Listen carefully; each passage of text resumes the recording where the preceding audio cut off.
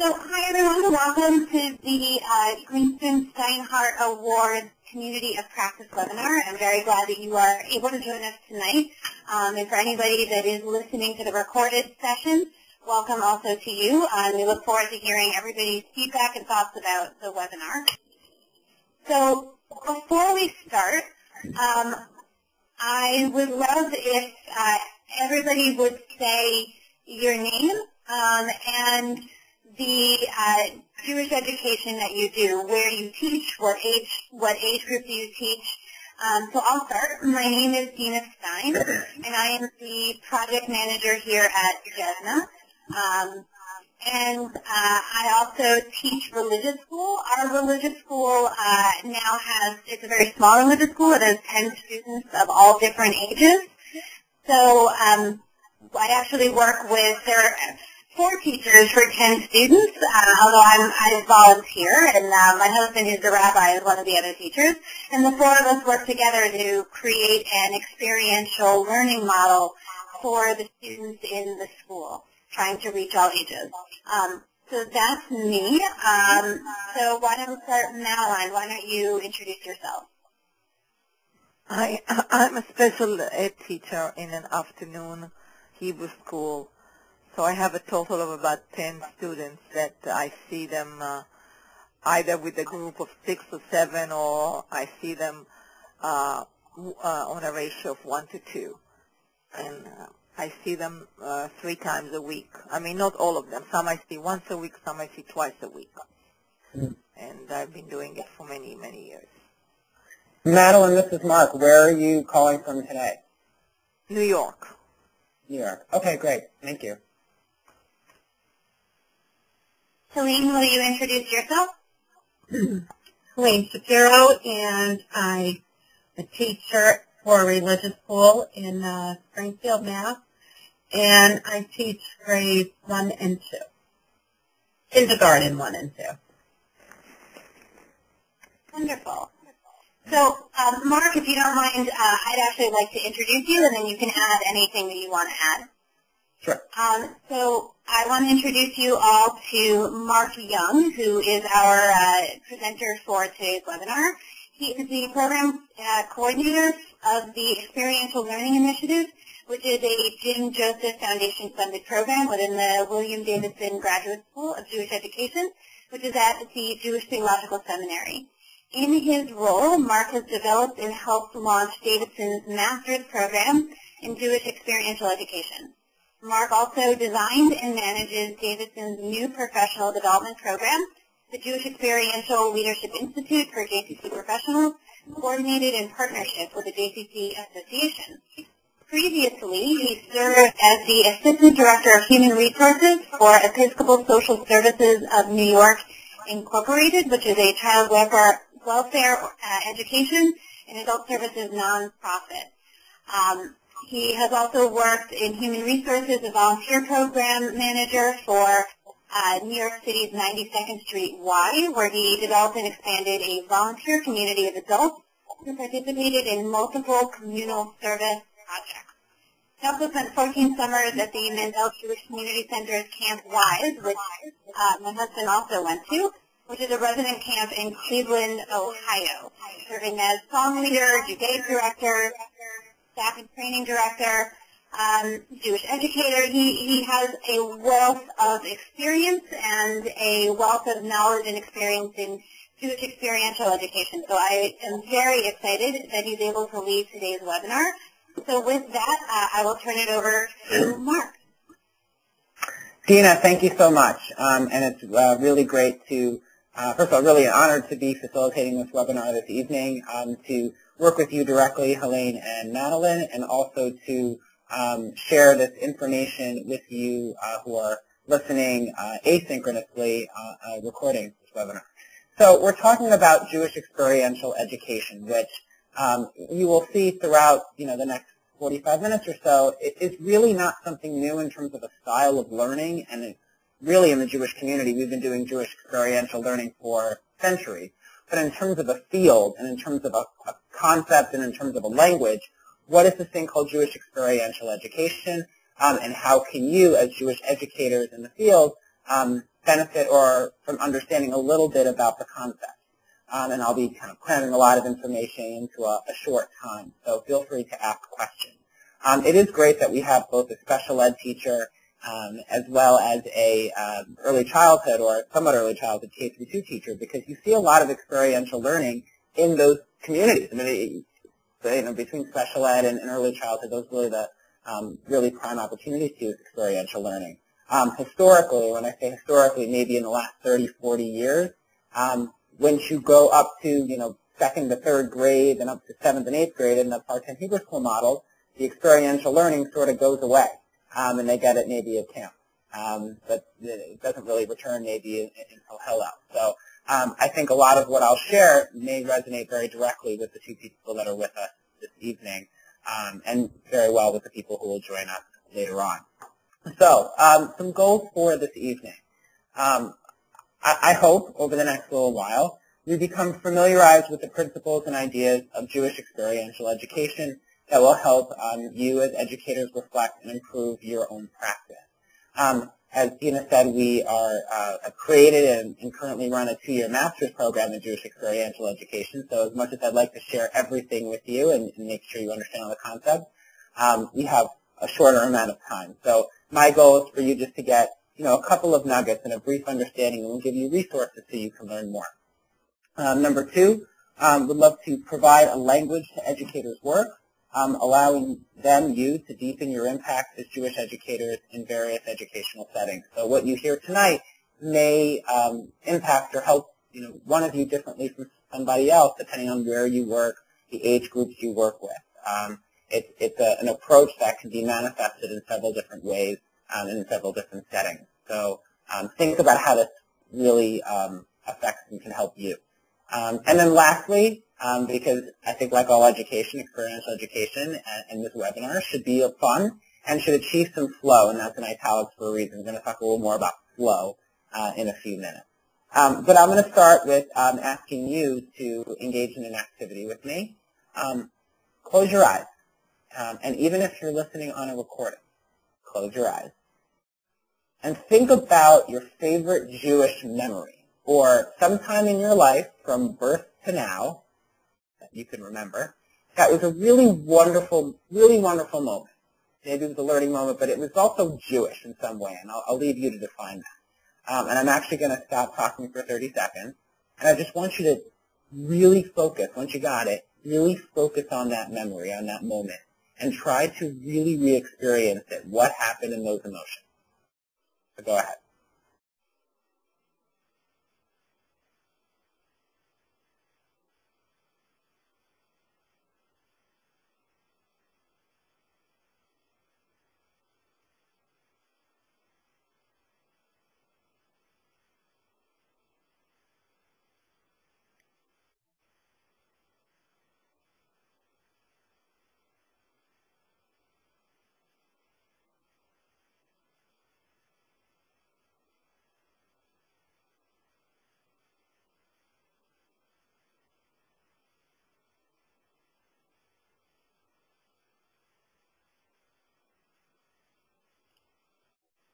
Okay. So we just re-experienced a little bit of our favorite Jewish memory, whatever it might be. I want you to open your eyes. And now I want us to think about what you might have learned. First, I want to hear a little bit about what the memory was, and we're going to share aloud in a moment. I also want to hear about what emotions came up, what was so powerful about that memory. And then also, and this might be the hardest part, what might have you learned Jewishly from that memory? And I'll either Dina or myself may share first if we need to get some kind of tangible example for this. But I'll put this thing out. I want us to share out loud. How did re-experiencing this memory make you feel? What do you think you might have learned from that memory or from re-experiencing that memory? And what do you think you might have learned about Jewish text, tradition, or values? So I'm going to go first. My memory was at Jewish camp, at Camp Wise, where I grew up. I was 14 years old, and I was helping to lead a Havdalah service and doing a creative writing. And it was so powerful for me. First of all, I just loved being at camp. I loved the people I was around. And I was also very engaged in what I was writing. I was asked to read a creative writing in front of the rest of the camp. So it was powerful for me to be, leading, to be asked to lead at such a young age, to be around such close friends, to be in an environment that was very just magical with everything, all the darkness setting onto the fields and the light of the Havdalah candle. But I also realized that I was starting to really get an understanding of what it meant, not only what we do during Havdalah, the separating Shabbat from the rest of the week and lessons over the wine and the spices, but I became personally involved in it, as well as actually knowing what was going on and knowing the meanings beyond the symbols. So that was my Jewish memory, and that's what I learned from it, even just reflecting on it right now. Would anyone else like to share what their Jewish memory was and perhaps how it impacted them? Well, I remember Passover with my grandfather years ago. And it's just the whole family getting together and how different it is and the different life we had then. And how family was important and still is important. And I wasn't in Jewish education. I was a child then. Right. So it was like a natural thing. Now when I look at my Jewish students, I always worry if they'll continue being Jewish, and some of them don't even experience the Seder at times, so because they're either traveling or they go to, I don't know. So in those days we didn't think about it. It was a natural thing. Everybody had the Seder.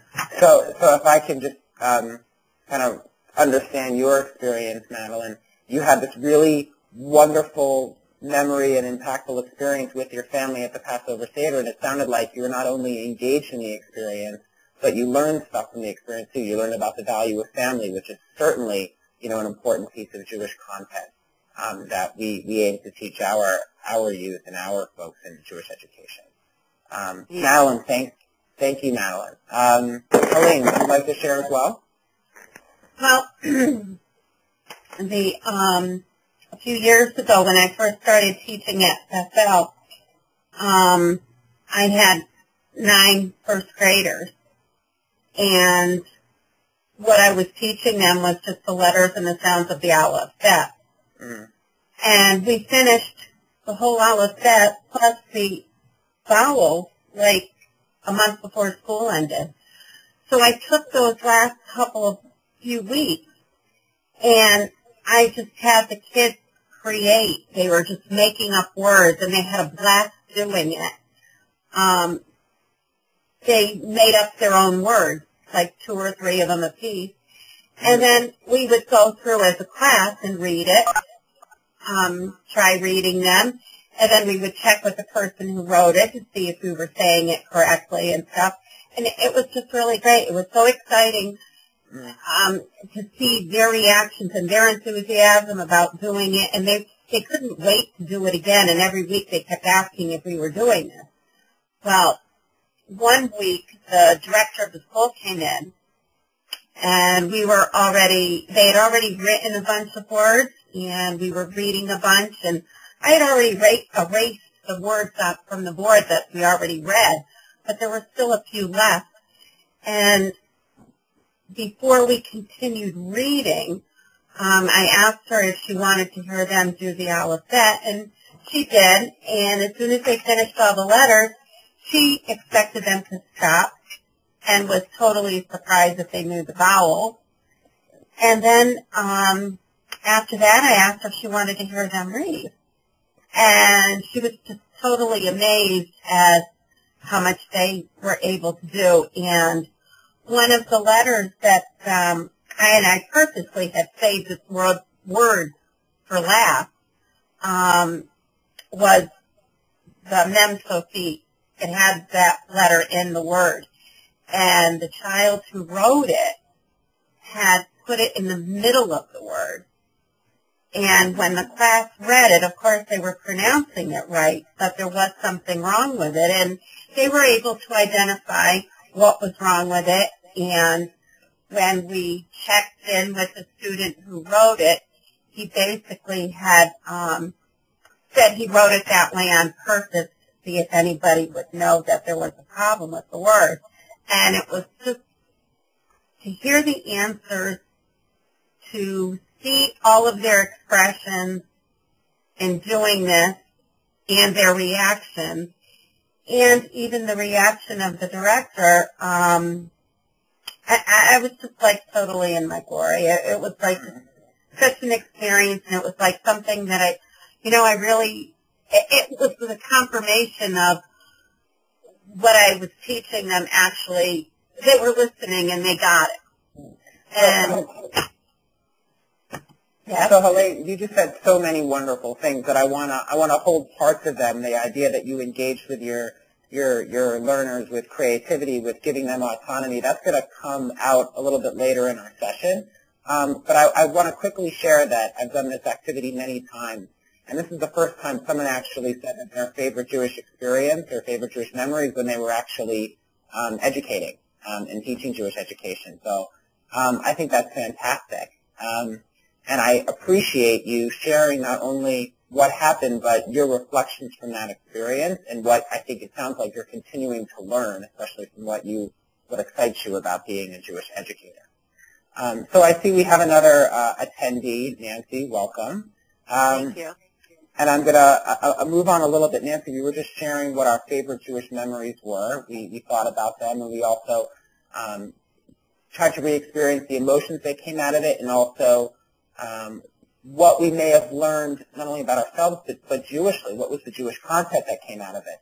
And the reason why I wanted to start with this activity is, think about what we just did, what we just experienced and re-experienced. We reflected on an experience, and I guided you a little bit through facilitation, and you'll hear that word again. And we realized that we learned some Jewish content, both in that experience and maybe even now, and our positive connection to that content. And this really is the basis for experiential learning. The fact that through experiences and reflecting of those experiences, we gain learning, and we also gain connection and hopefully positive connection to that learning. So I thank you for already engaging in with me some experiential learning. And with that, I want to move on to our next activity. And our next activity starts with a bunch of quotes. So you can see 4 quotes that I put here under the title, The Origins of Experiential Ed, question mark. And I'm going to read the quotes out loud. And at first, I just want you to think about each quote. I'm going to read it and then maybe take a 5-second break and then read the next one. I just want you to really just think about each quote very quickly. For the things we have to learn before we can do them, we learn by doing them. That was Aristotle. Give the pupil something to do, not something to learn, and the doing is of such a nature as to demand thinking, learning naturally results. That was John Dewey, who, for those of you who have studied education, probably will know his name. Quote number 3 is, tell me and I forget, show me and I remember, involve me and I understand, which can be traced to a Chinese proverb. And the last, don't judge your fellow man until you are in his place, and don't say, I will study when I have time, lest you never find the time. And that was Hillel. So I'm going to put these quotes back up in a second, but we're going to take a poll. And let me get that poll up. As Dina mentioned before, we were going to do a poll.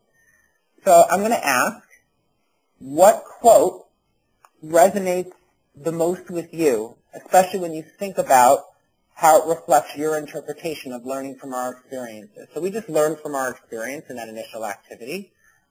Think about each of these quotes, and if you had to choose one quote that most resonates with you in terms of, yeah, that talks about learning from their experiences, what would it be? And I'll give you about a minute or so to make a choice, and then we'll see what the results are.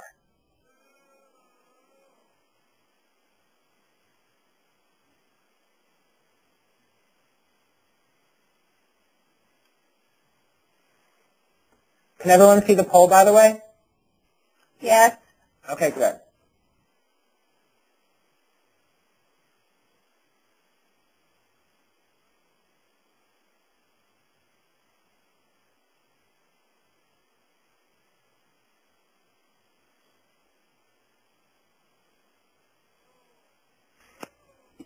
All right, we have 1. We have 2. Dina, can you vote as well? I cannot, but I'm happy to tell you what my vote is for. Okay, keep it cold. I see Helene actually signed on twice. So Helene, if you can just answer 1. You might be logged on as twice because I think you have your video and audio might be separate. I might be wrong. But as soon as you vote, just let me know. Well, I did. Oh, I didn't submit it. Wait. I want to give you 2 answers, though. Me too. So there's a trick to this. Okay, I think that's everybody. I'm going to close the poll. Poll results, apply. So can everyone see the results of the poll? I see 1 person chose the Aristotle quote. 2 people chose the Chinese proverb. And Dina, if you were able to vote as the host, what would you have chosen? I would have voted for Dewey. You would have voted for Dewey. Okay, good. I'm going to actually call on you in a bit then. So there's no right answer to this. These are all really interesting quotes that really reflect experiential learning, but it's always interesting to see which quote may or may not resonate with one learner more than the other. What I'd like to do is that I'd like for someone that chose, the person that chose the Aristotle quote, and I'll put the quote back up in a second, how would you explain the meaning behind your quote or the quote that you chose? And, an easier way may be to answer, how might this quote, and experiential learning in general, but reflected in this quote, might work at your educational setting? So you can choose one or the other to respond, but you can share why you chose this quote and to kind of explain it a bit, what this quote meant to you. So who was the Aristotle again? Oh, with me. Okay. Okay.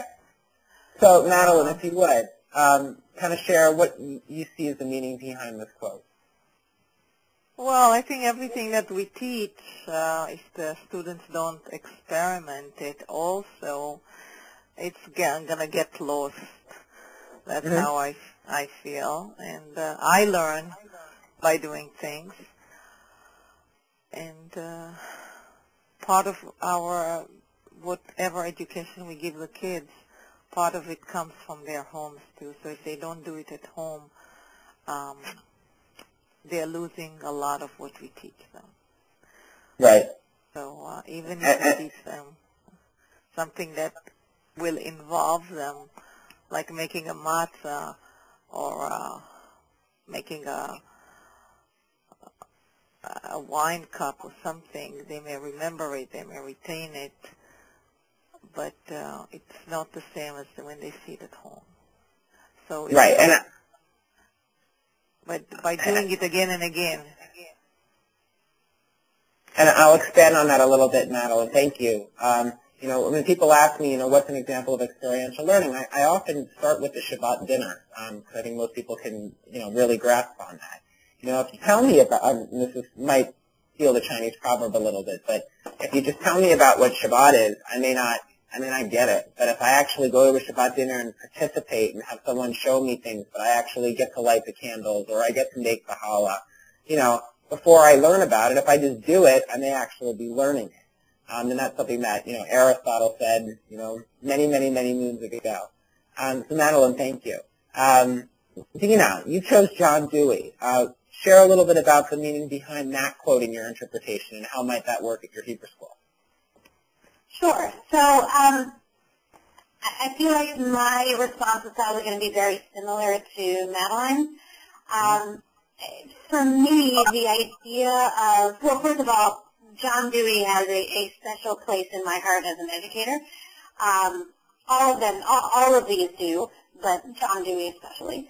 But I really feel that what I like about this quote specifically, for me, my educational credo comes down to Na'aseh v'nishma, this idea of doing and then hearing, or doing and then learning. This idea of getting your hands dirty in the learning, dirty in what you're doing, and then to sit back and the reflection piece. For me, this idea of the doing is of such a nature as to demand thinking, that it's not just the act itself, but it's the importance of the reflection on the act itself, and that from that reflection and discussion is where you come to learning. So for me, when it comes to the setting that I work in, I'll work in the religious school that I'm in, that I work for. When it comes to that, I really try to work with our educators to help provide an experience that allows for the students, and again, they're all different ages, that allows them to do, to get their hands dirty in the doing, and then the reflection and learning piece to help them understand on a different and deeper level. And Dina, thank you. I think, one of the things that you said that we've already started to say a lot in this webinar, and that we will continue to, is reflection. And that's how Dewey really builds upon Aristotle, is that it's not just the fact that we're learning by doing, but the doing is stimulating. And the doing is having us think about what we're doing, and to extrapolate from that, that's where the reflection comes in. So, Dina, thank you. Can I interrupt for just a second? Shona, sure. Are you there? Yay, I'm here, finally. Welcome. So we're looking at the quote now. Sorry.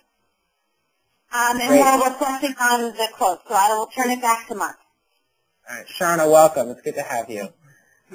So we had two folks choose the Chinese proverb. I believe that was Helene and Nancy. And Nancy, just because we haven't heard from you yet, tell us a little bit about your meaning behind the quote. And actually, if you would, tell us about how you act as a Jewish, what your role is in Jewish education, just so we know.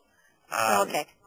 I'm teaching at a sector day school in Hartford, in West Hartford, and this year I'm teaching 3rd, 4th, and 5th Judaic studies, which means not Hebrew language. I'm sorry? Fantastic. Oh, okay. I was actually stuck between John Dewey and the Chinese proverb because to me they're very similar.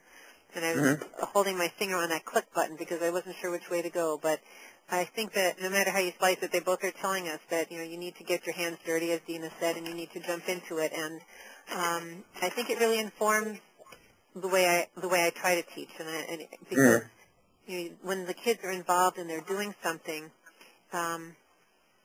it stays with them. So something that stuck with me, it wasn't from my teaching, but really influenced me as a teacher, is in the school where I am now, there was a middle school teacher who wanted to teach the class about civics. So rather than just take out, how to use a textbook and these are the different parts of government, she had the kids create their own community. And who do you need to work in it, et cetera. So they had to set up and who are the jobs and who are the, whatever they needed. And that really struck me because the kids learned so much from that. So I try to involve the kids as much as possible if we're doing something, if it's possible to pull in, like especially with the Hagim, a craft or some activity that goes with a unit. So, like, for example, this year, the 5th grade walked in and they saw the 3rd graders doing something. They said, oh, you're doing that. We remember doing that, and then launched into whatever it was we were learning at the time, which is really nice. Nice when that, it pulls it together. The hands are busy, the mind is busy, questions are asked, comments are made, and it's really exciting. Right. And I'm just going to pick up on that last comment that when we're involved, the hand is busy, the mind is busy. That talks a little bit of a concept called flow that I'm going to talk about in a few minutes, so hold on to that. One thing I like to add to the Chinese proverb is that not only involve me and I understand, but if you involve me, I also get connected to it in some way. So if I see a service, I might appreciate it, but if I'm connected into the service or connected into some kind of ritual, and I have positive social reinforcement, that may get me to love what I'm doing, not only understand what I'm doing. No one chose Hillel, and that's somewhat purposeful, I guess, because the Aristotle, Dewey, and the proverb quotes are very similar. They all talk about experiential learning ideas in different ways. The reason why I put the Hillel quote in there is because I think it points out that oftentimes we tend to judge or think about what other people are thinking or other people are doing, but part of experiential learning is knowing. I'm sorry, I will be out of 1 second. That's okay. Part of experiential learning is actually being in someone's place and being able to see what things are from their perspective and reflecting. And I think that's what Hillel is saying by not judging a fellow man until you are in his place. And then he goes into don't study when I have the time, lest you never find the time. I think it's just a different approach to think about what the value of experiential learning, that being in someone's place and reflecting on that is important. So it was very intentional for us to spend a good chunk of this webinar hearing from you and me pitching some ideas, whether it's sharing your memories or looking at these quotes to get an idea of what you think experiential learning is. Because this is not, in my opinion, some kind of far-off concept. This is something that we're doing, but the new part of it, and this is where it's a nice bridge into the theory, is we're really codifying it now. We're really talking in real terms about what Jewish experiential learning and education is and how it can be applied today in the Jewish educational world to achieve our goals. Whether we're at a place like camp or in Israel on a birthright trip, or if we are in a what has been called historically a formal or a frontal educational setting, such as a Hebrew school or a day school. In this second origin PowerPoint slide, I put Houdini, because oftentimes people talk about the magic of Jewish summer camp. And I spent 14 summers at Jewish camp, and I'm on the board of a Jewish summer camp. There's something magical about Jewish camp, but the magic is not something that, and to a degree, cannot be replicated in other places. The way that we can really connect people to the learning and positive connections of Judaism that happens at camp can happen in a lot of places, and that's where experiential learning really comes in. So I'm going to spend the next 10 or 15 minutes or so, maybe not even that, just introducing you to some theories of Jewish experiential education or theories of experiential learning and then building to Jewish experiential education. Because really over the last 10 years, this field has grown. When I say the field, I mean academic literature, I mean research, and really what I'm doing on a regular basis is professional training of Jewish experiential educators. So again, this is a semester or a year's worth of material, just introduced in a slide apiece over a few minutes. So I encourage you to ask questions. We'll have time to do that and to do more on your own. But when we think about experiential learning from the academic view, we have to talk about David Kolb. And David Kolb has a Kolb learning cycle that you may be familiar with. But he talks about that for something to be experiential learning or for experiential learning to happen, 4 things have to be in place. And these will already become familiar from our previous conversation. The learner is willing to be actively involved in the experience. They have to be a part of it. They can't be passive. They have to be an active participant. The learner is able to reflect on the experience. And we've already talked about, through your examples and through the quotes, the importance of reflection. People say that everything can be an experience. For it to be experiential or experiential learning, that's when the reflection comes in. And actually, the memories that you shared at the beginning of the webinar, in a way, you took those experiences from however long ago, from the Passover Seder at your grandfather's house, Madeline, or when you were teaching those kids, Helene, and you actually kept that experience going to right at this moment. By reflecting on that experience, you actually gained from that experience even though it happened so long ago. So experiences don't even can last forever, and you'll see that in a future slide. The learner possesses and uses analytical skills to conceptualize the experience. So Kolb is invoking Dewey, that that if it's demanding thinking and we have to be analytical, we're engaged in it in that way, experiential learning will happen. And last, the learner possesses decision-making and problem-solving skills in order to use the ideas gained from the experience. So they have to have some autonomy in this as well. They're making decisions. They're problem-solving. Something about experiential learning that's different from non-experiential learning or frontal learning is that because the learning in part is coming from the student's or the learner's own reflection, they may learn things that you didn't intend. Sometimes there's these unanticipated outcomes that happen, which are not always bad, but we have to, realize them and know that whatever our goals or our outcomes are for a particular program that's experiential, that there's some learning that's going to take place that, we couldn't anticipate. So that's a little bit about Kolb. I will strongly encourage anyone to raise their virtual hand if you have a pressing question. If not, then we will take some time afterwards for some discussion. Moving on from experiential learning to Jewish experiential education, Barry Chazan, who wrote a piece in the 1990s, and then I think his more famous piece was the online version in 2003, started to codify this field. And at that point, experiential was not the term that we were using. We were using the term informal, invoking from informal settings like camp and service learning and Hillel. And he said there's 8 factors of informal Jewish education. There's the centrality of the experience, that the experience is centered beyond anything else. That it's person-centered Jewish education. Someone said this earlier in the webinar, that if we get that person involved, when the students were creating their own words, it was almost, we were kind of letting the person be in control, the learner be in control a little bit. That's a factor, and you can see that in places like camp. A curriculum of Jewish experiences and values. And this is where Barry Chazan was really a pioneer, talking about the intentionality of bringing in a Jewish experience and making the Jewish piece of experiential learning intentional and planned. That it's an interactive process, that it's not just, what I'm doing now. This is the part of the webinar that's not very experiential, that it's not just a sharing of information, but it's a back and forth. It's learning from you just as much as you might learn from me. That's a very integral part of experiential learning. The group experience, I would argue that experiential learning can happen on your own or just with 2 people, but it could be even stronger, even more impactful if it's in a group. And I think we see that in Jewish education all the time. The culture of Jewish education, and I think this is just another opportunity for Barry Chazan to differentiate Jewish education from secular education in this regard. An education that engages, I think that's fairly self-explanatory. And then informal Jewish education, holistic educator. And this is where Barry Chazan talks about the educator playing a key role in successful experiential learning.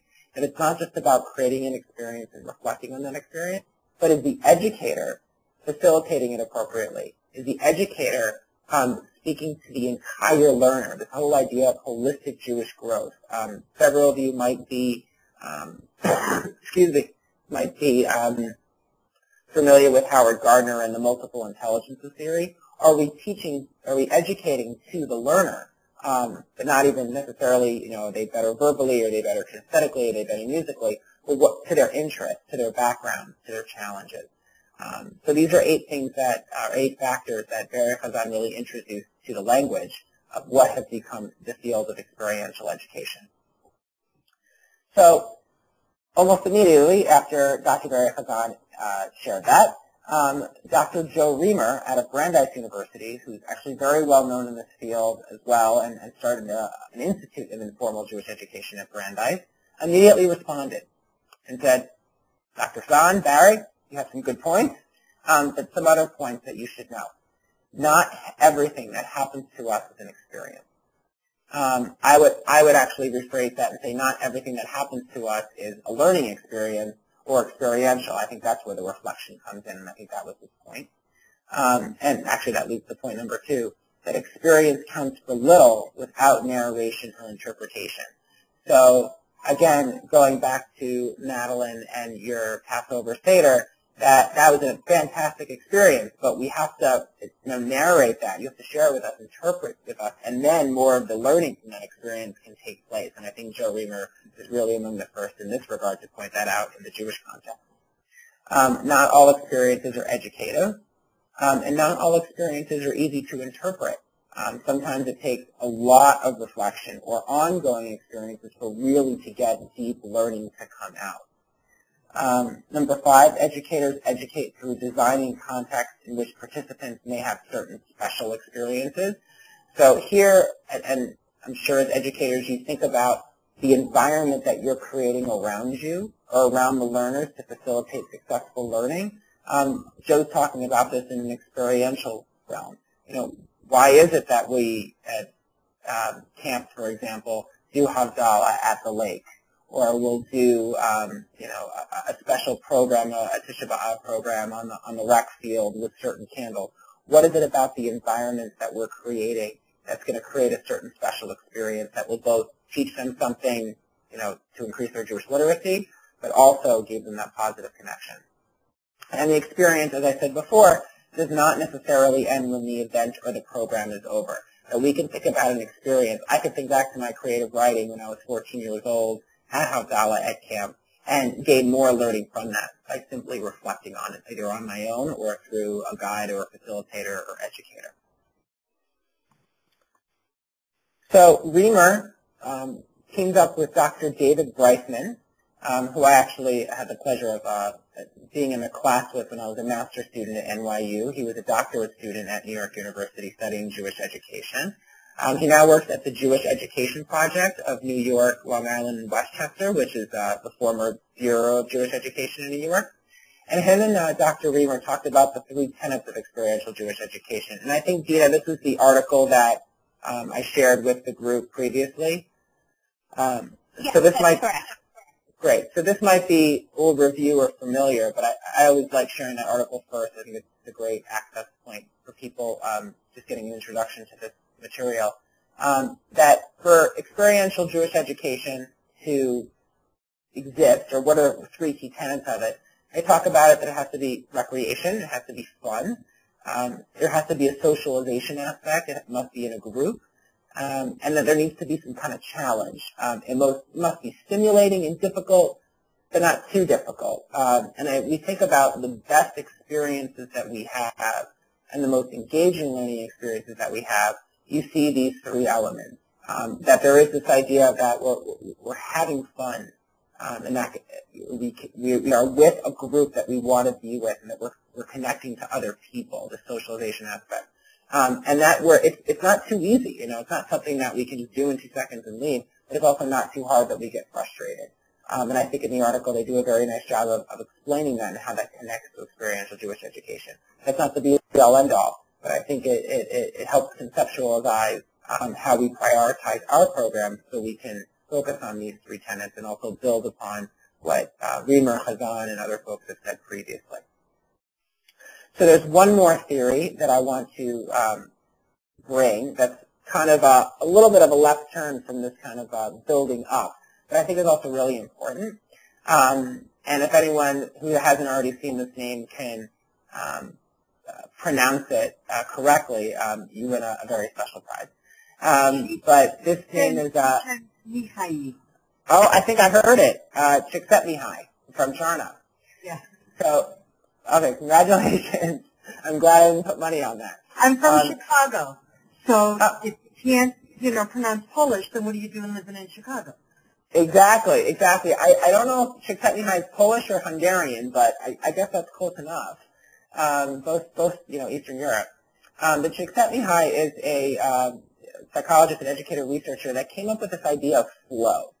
And again, this is a very simplified version of his expanded theory, but flow is an idea of being in a total sense of immersion or getting lost in an activity. And we can think about the activities where it's as if kind of just time stops or we lose all concept of time. And in those total immersions, Csikszentmihalyi posits that we can learn and that we can really get meaningful learning and engaging learning that will stick with us, that's sticky.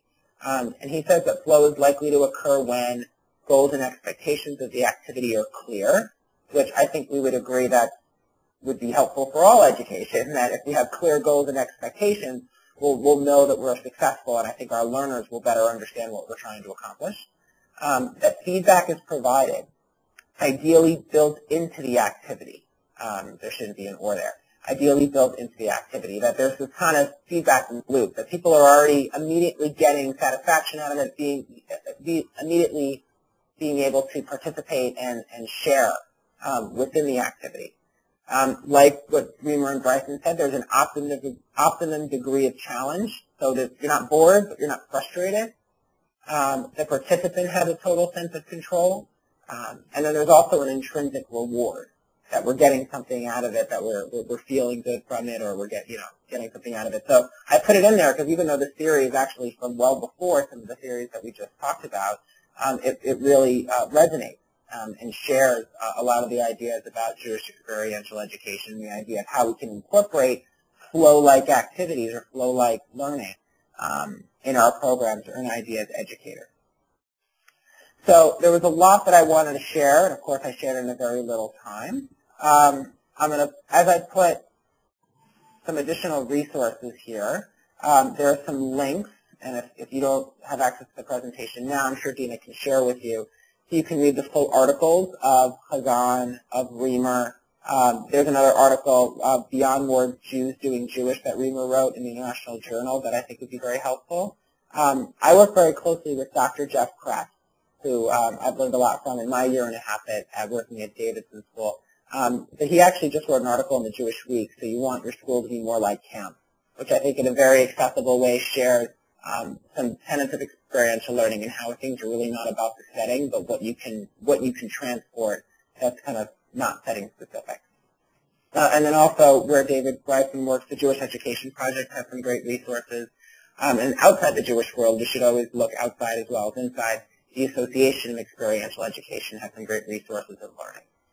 So I want to pause for a minute and see, before I go into a couple of key takeaways and then a discussion, if anyone has any immediate or pressing questions based on the theories, some of the ideas that I just shared. You can raise your virtual hand or speak. Okay. If they come up, we have more time together. So what do we take away? First of all, I suggest that you look over these theories more, really think about them, really ponder them a little bit, explore further, because there's a lot more than I can share in just a short time. But I hope that I can have you take away that experiential education is not about the setting. And I sometimes have to go into these sessions with an assumption that people think that experiential education means I must be at camp, or it must be an informal setting. It can't happen at school. How can it happen at school? We have to make sure they learn all these things, and they sit at desks, and they get ready for their bar mitzvah. Well, yes, you might sit at desks, and you might have to get ready for the bar mitzvah, but experiential learning can happen in the classroom. They have to be manifested differently. But the concepts that I presented to you, and even the activities that we did at the beginning of this webinar, can happen anywhere. So experiential education is not about the setting. Settings can facilitate it some in different ways. It is about the approach and the skill. It's often harder to plan and lead than frontal teaching. And I bring that up because when we're campers, or sometimes even when we're counselors at a place like a camp, we think things happen just spontaneously. Oh, we have this great program, or oh, Shabbat happened. We don't realize how much planning comes into that it might feel spontaneous and feel engaging. That may actually be purposeful and not just spontaneous. And that takes a lot of planning, and it's difficult, just as difficult than, planning for a classical or frontal approach. And I think both are important. I'm not advocating one over the other. Educators need to invoke engagement and interactive elements. And I would say if you're doing pure experiential learning or not, I think this is always important because, as we really talked about earlier, that's where a lot of learning happens and a lot of positive connection to what you're learning happens. And also be okay that your learners may come to their own conclusions. I mean, that's the thing about experiential learning. You're letting them kind of teach themselves as much as you're educating them through facilitation. So they're going to come to their own conclusions sometimes, but you have a role as a Jewish educator, an experiential learning approach to guide them. So I think some more questions and ideas will come through our discussion. So, and I think because of the size of our group, we'll do this together. I posed a discussion and a reflection to all of you. And I'll read it out loud, and we'll take a couple of minutes to think about it, but please raise your virtual hands and share. You're charged with creating a lesson or a program in your setting that teaches the holiday of Shavuot. Given your resources, environment, and time constraints, so that's different for all of you, whether you're working special ed, early childhood, child injector, what are some ideas that can allow a program to be an experiential learning program? There's a typo, I apologize.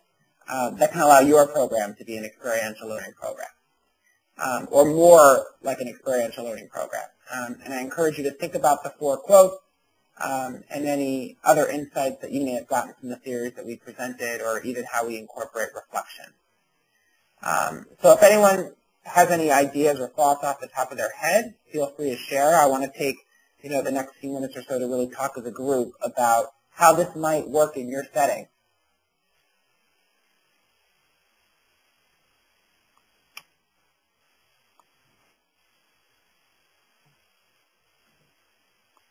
And feel free to raise your virtual...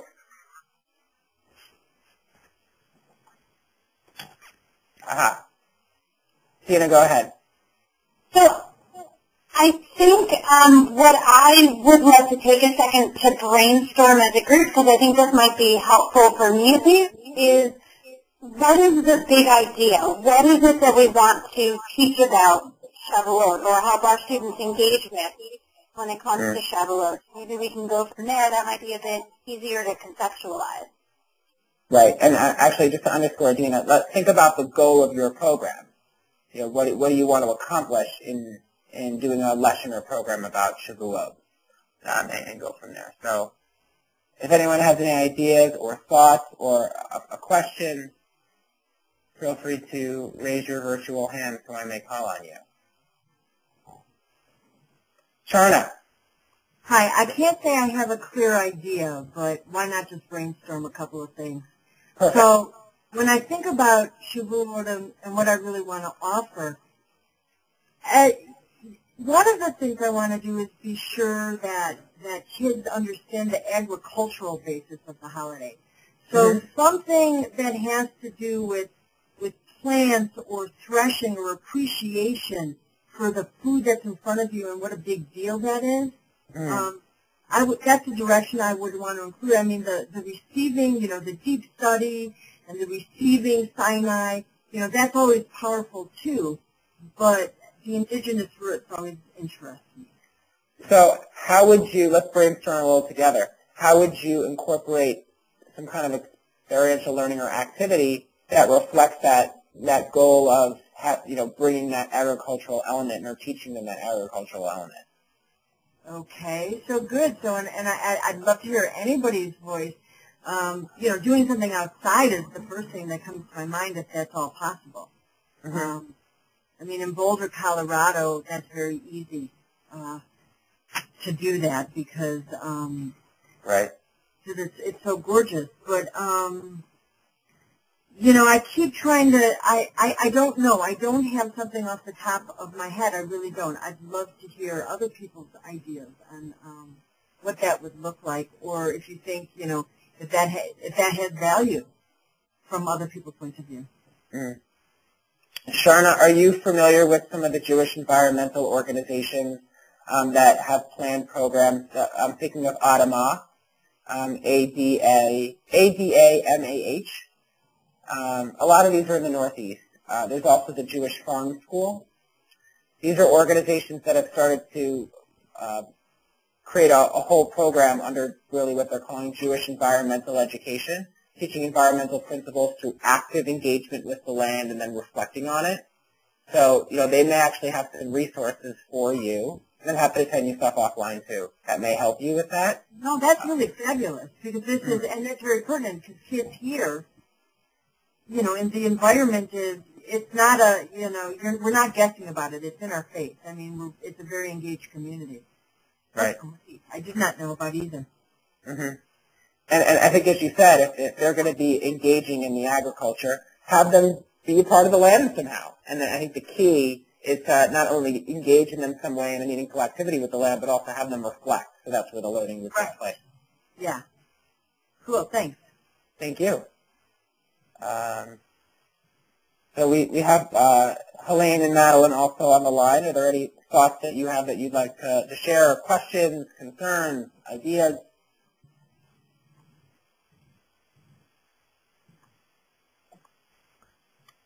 Well, in reference to what she just said, I mean, you don't have to go necessarily to a Jewish organization. You can also have local organizations that need people to come and clean up do a cleanup in an area, a cleanup of a beach, or that's about teaching environmental values. And or you can, but if you're teaching them about the fruits and vegetables and thanking God for the crops. I mean, you could have like a gift exchange between the kids, that they will bring vegetables and fruits for each other in just a vegetable exchange or a fruit exchange. I mean, I know it doesn't give so much the meaning of being a farm and growing the stuff, but I think that's the best it can be. In Tu B'Shvat, I make them plant something, but not in Shavuot. Mm-hmm. Yeah, I think the interesting thing about Shavuot as a holiday is that you can go so many ways with it. It could be, you could teach the harvest part of it. You could teach the giving of the Torah. How do we, first of all, establish that goal that we talked about, but then incorporate some kind of activity that speaks about, the quotes that we presented or the theories that we presented, that engage them, that allows the learner to be at the center, that, involves them in a meaningful way and also demands their thinking. That's the kind of the thoughts that I hope can begin permeating throughout your head. Helene, go ahead. What about taking a trip and going to an actual farm? Okay. And, talk with the farmer and observe and learn about planting crops? Planting vegetables and stuff. I think that's great. I think the key is, and I think the key from what both, with all of you have shared, is how we connect that back to Shavuot. And then how do we connect it back to the student's own learning? So that's where the facilitator comes in. That's where the holistic educator, as Barry Hassan said, comes in. We can have an engaging activity. We can involve them so they understand. But then we have to, as educators, find our way to bridge in the content somehow. So if as they're doing it, we share, this is something that connects to the holiday, et cetera, et cetera. Or we bring in a text. That allows them to put the Jewish content within the engaging activity, so they bridge, they make the association, as well as asking them a lot of questions, so they get involved in the sharing, and that allows them to reflect. But yeah, bringing them to the farm. And actually, that's a model that's happening a lot in the Northeast. Folks in Hartford may or may not be aware. There's the Teva Learning Center, which is actually now called the Teva Learning Alliance, which does Jewish environmental work. They work out of the Isabella Friedman Jewish Retreat Center in Connecticut, as well as the Prize Lake Camp. And they work with day schools to bring their 5th and 6th graders to Isabella Friedman or to Teva to do Jewish environmental work and engage in learning with them and have them reflect. So, these are models that are beginning to really, pardon the pun, take root in Jewish education, definitely exemplifying experiential education. Any additional comments, thoughts, or reflections, specifically on this discussion piece before we continue?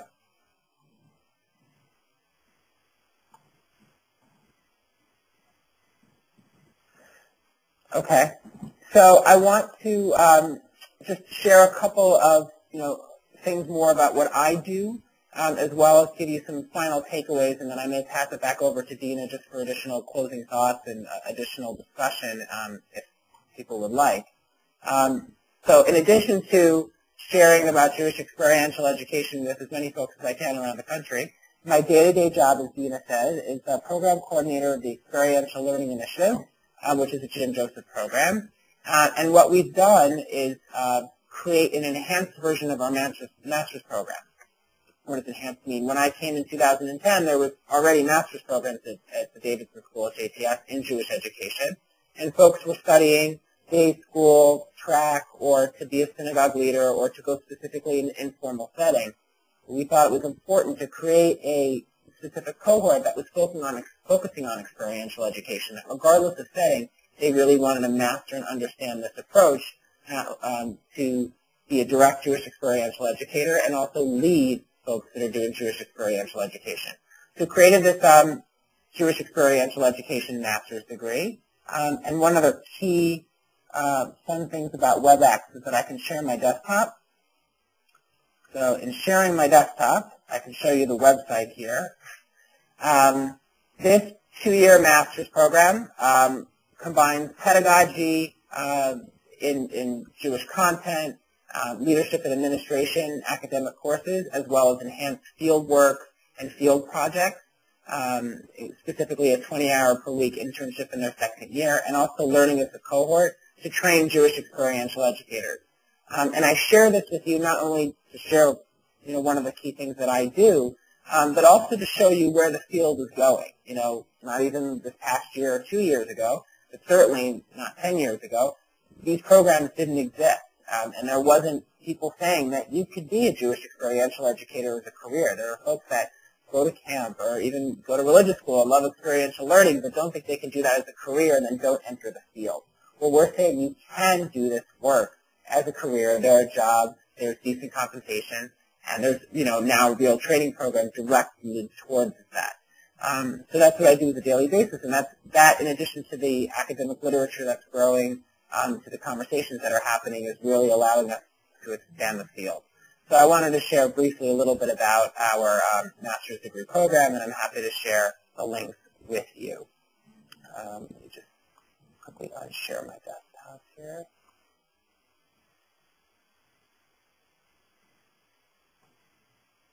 So that's a little bit of what we're doing at the Davidson School. And then what's next? So you've heard a little bit about Jewish experiential education. You have the additional resources that are listed earlier in the PowerPoint. Where else can you learn about this? Well, I put a few different options in terms of conferences. The Jewish Futures Conference both happens at the GA and separately. That's at the Jewish Education Project. They talk a lot about innovative approaches to Jewish education. Experiential elements are often a part of that conversation. I often get wonderful resources from Jesna with Dina that talks more about experiential learning, whether that's incorporating certain elements of technology or social media that are experiential, as well as, and I put again the Association of Experiential Education as one example of things that are happening outside the Jewish world that has been talking about this, and in a way, in some respects, they're way ahead of the Jewish educational world. The Jim Joseph Foundation has not only funded the JPS program, but certificate programs that involve Jewish experiential education. One at HUC, people who want to be certified to work specifically with teens and emerging adults. Much of their curriculum is in experiential ed, as well as Yeshiva University has a certificate program in experiential Jewish education.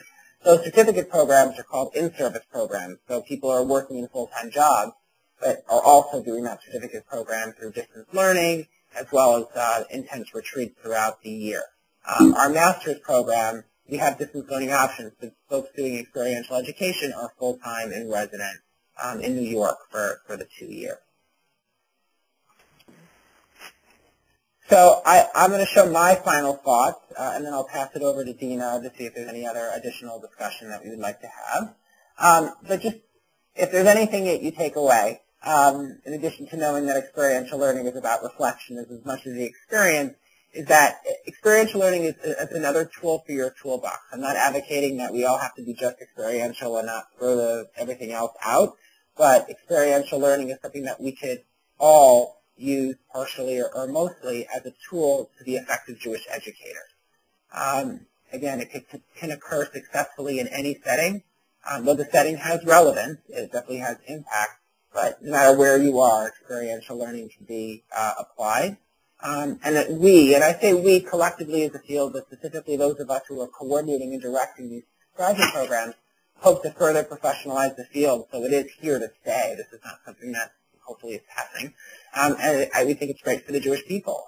In the way that we share together for centuries, we continue to do that now in the 21st century through these experiential learning modes and techniques. So with that, I'm going to pass it back over to Dina, and I'll stay around for any additional comments or discussions that people would like to have. Excellent. Mark, first of all, I want to say thank you so much for leading us in this discussion. It was really, really, truly wonderful. And I personally appreciate it, and I'm sure that everybody that participated and is listening via the recording also appreciates you going into depth on this, teaching us a little bit more about it. So the first thing that I want to do before I officially close everything is I would like to go around and have everybody share one takeaway that they're leaving this webinar with. So, Sharna, will you start? What one takeaway you're leaving this webinar with? Okay, I do have to say that I'm so sorry to have missed. I missed a good chunk of the conversation, but I think the thing that really excites me is how an involved and contemplative approach that still really uses that cognitive line to move it forward is, there's more and more skills and tools, so I can become better and better at doing that. But being able to language it like that, I couldn't have done that before this webinar. Wonderful. Thank you. Celine, will you share a takeaway?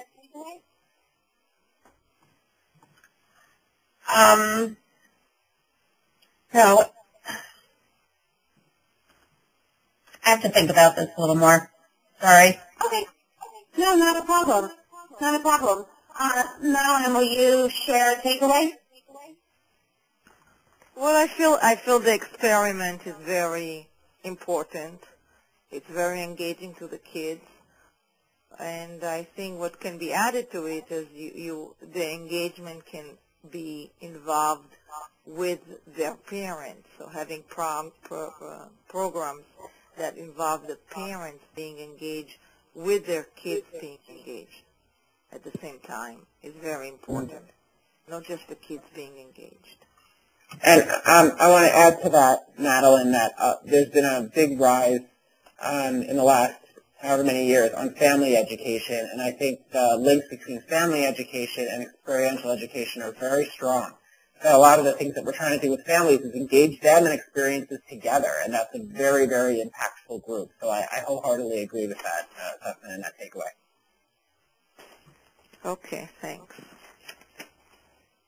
Wonderful. Would anybody else like to share? Okay. So, again, Mark, thank you so much. Hello? Okay. Go ahead. So I want to wish you good luck. This is Madeline. I want to wish you good luck in spreading the ideas of experimental Jewish education, especially to the young teachers that are coming in into the field, because it's very important. And that's basically it. So, Madeline, thank you very much. I'd like to give before we end, if that's okay. The first is Martin's presentation mentioned the Jewish Futures Conference. The conference is actually happening on June 4th in New York City from 3 until 7:30.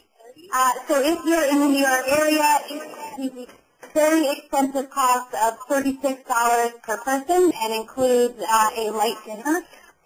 So it'll be a wonderful learning opportunity to come together with all different educators, with lay leaders, with students, with teachers, with everybody in one room, and have the ability to have a conversation about what's next, what's coming next in Jewish education, and what's working and what can we leverage. So it's really going to be a wonderful discussion. He also mentioned,